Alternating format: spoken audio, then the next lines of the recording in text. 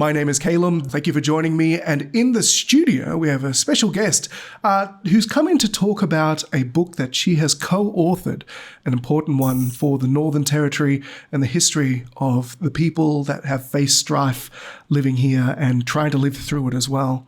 And that is the History of the Northern Territory Stolen Generations book, which was launched not too long ago. That is none other than co-author Maisie Austin. Thank you so much for joining us. Thank you. Good morning. So you're holding up the book for us right now. A wonderful cover art, of course, and it's a book about the history of the Northern Territory Stolen Generations. The fact that there's so many names in this book is really heart-wrenching as well, isn't it? Yes. It's taken a couple of years for us to put this together. There has been a lot of interest in the history of anti-stolen generations, and from schools and universities, corporations, businesses, all different organisations. And we felt that it was time that the history was written so that we could get that history out into the Australian community and let people know that stolen generations actually did happen. And this has been collated through a lot of research and a lot of time spent, especially talking with a lot of the stolen generation people themselves.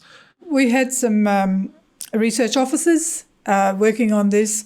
One particular, Donna Hunter, who was on the project for the whole of the 2 years that this was going.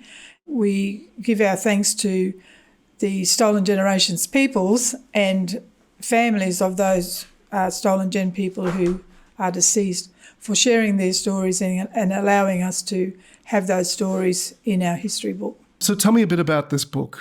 Tell me how it came to be.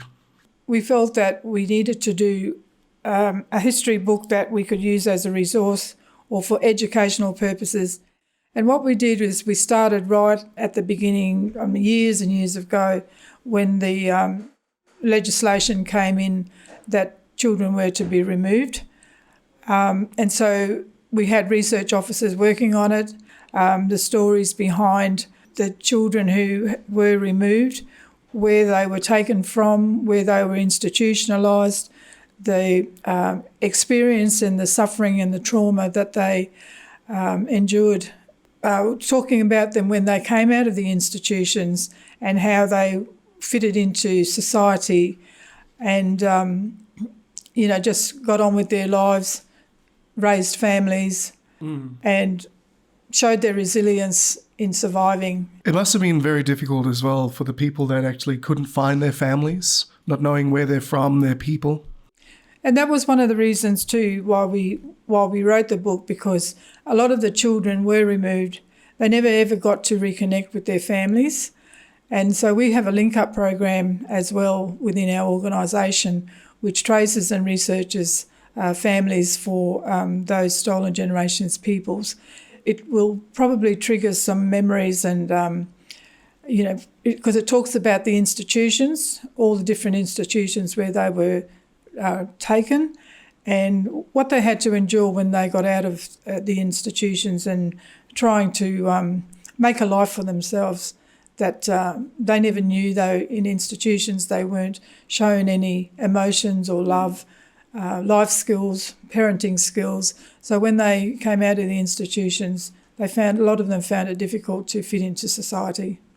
Tell me a bit about the actual people that you've spoken to and researching. Was there a lot of anguish or grief that people had to face coming up with these memories of how it was? Our Stolen Generations peoples have been telling their stories for a long time now, advocating for recognition, compensation and reparation. So they've been telling their stories to a lot of people. They wanted their stories to be told so that there is a history of the stolen generations, and they wanted people to know what they experienced in those institutions, and hopefully that it never happens again to our children. So this book tells about all of that and about the people who in the early days met to form the Anti-Stolen Generations Aboriginal Corporation. They first started off, meeting on someone's veranda or under a tree somewhere, and then they were able to get a little office here and there with the intention of still fighting for this recognition. And it tells about all of that, the fight, the advocacy, the national apology, and why the NT Stolen Generations Aboriginal Corporation was needed and when it was incorporated, and what it does today for the Stolen Generations peoples. So very recently, the book was launched, and you had a special night towards it. How was the reception at the launch itself?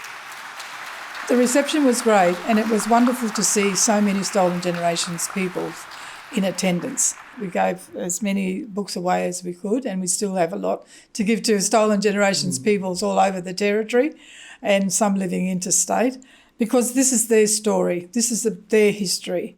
A range of Australian federal, state and territory government policies between 1910 and 1970 drove the removal of many Aboriginal and Torres Strait Islander children who were of mixed racial descent from their families, their country and their culture. They were sent to homes and institutions, often living there until adulthood. They became known as the Stolen Generation, which actually spans 3 generations. Sometimes Australian history is not taught, and it should be. The wrongs of the past are never to be repeated in the future. We're so excited about this new book, and thank you to see all you lovely people here today.